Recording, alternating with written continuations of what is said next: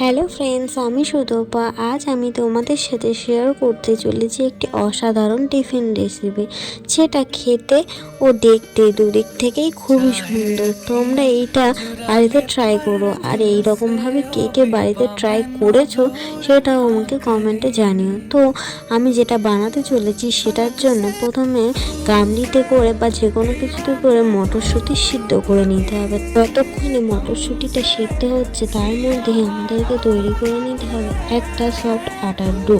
এই আটার ডোটা দিয়েই তৈরি হবে আমাদের আজকের রেসিপি।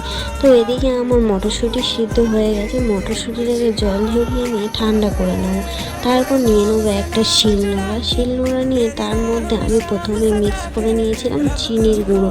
চিনিটাকে গুঁড়ো করে নিলে আর তখন দানা দানা ভাবটা থাকবে না। তারপরে ওই শিলের মধ্যে মটরশুঁটিগুলোকে আলতো হাতে বেটে নিতে হবে। তোমরা চাইলে মিক্সিও ইউজ করতে পারো, তবে শিলে বাটাটা একটা আলাদাই টেস্ট। তবে আমি জানি না শিল আর মিক্সির মধ্যে কী পার্থক্য আছে, আমার মাই বলে তাই বললাম। তারপর মটরশুঁটিগুলোকে বেটে নিয়ে যেই গামলাতে চিনিগুলো তুলে রেখেছিলাম সেই গামলার মধ্যে আমি মটরশুঁটিগুলোকেও তুলে নিলাম।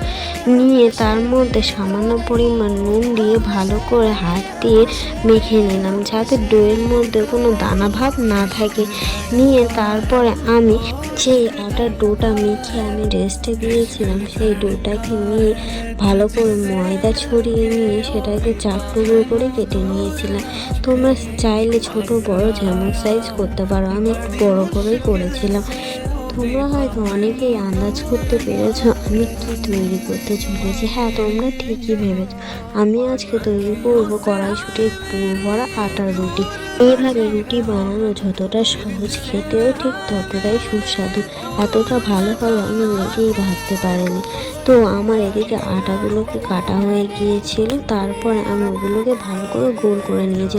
তারপরে যেমনভাবে আমরা পিঠে বা মোমোর খুরুই তৈরি করি সেভাবেই একটা খুরুই তৈরি করে নিয়ে তার মধ্যে মটরশুঁটির পুরটা দিয়ে ভালো করে মুখটা বন্ধ করে নিতে হবে, যাতে মটরশুঁটির পুরগুলো বাইরে না বেরিয়ে যায়।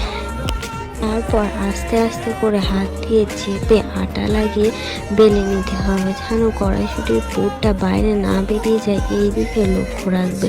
কড়াইশুঁটির পুরটা বাইরে বেরিয়ে গেলে দেখতে ভালো লাগবে না। আর যারা এখনো পর্যন্ত এইভাবে কড়াইশুঁটির পুর ভরা রুটি খাওনি তারা আমার ভিডিওটা দেখে অবশ্যই ট্রাই করো, দেখবে খেতে খুব ভালো হবে। তারপরে আমাকে বলো কেমন হয়েছে।